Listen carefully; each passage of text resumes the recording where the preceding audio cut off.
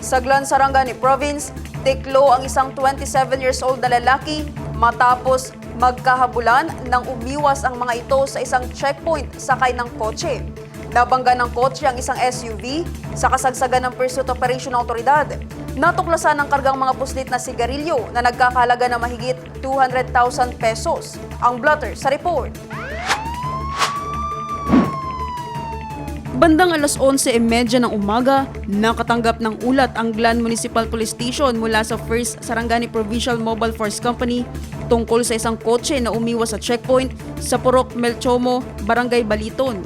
Agad na isinagawa ang joint hot pursuit operation ng Glan MPS, Sarangani 1st PMFC, SPPO-PIU, RID-12 STTA at Sarangani MAR PSTA.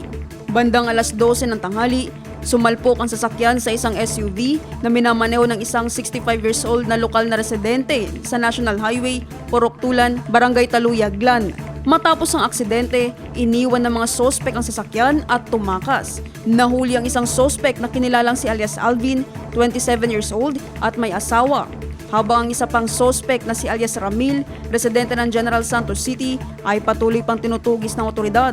Umabot sa 279 reams ng umano'y smuggled cigarettes ang nasamsam mula sa sasakyan.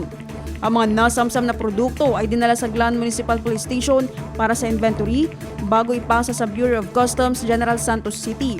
Kaugnay nito, inihahanda na ng otoridad ang kaukulang kaso laban sa sospek sa ilalim ng Republic Act No. 10863 o Customs Modernization and Tariff Act, Republic Act No. 10643 o Graphic Health Warnings Law at Article 151 ng Revised Penal Code para sa inquest proceedings.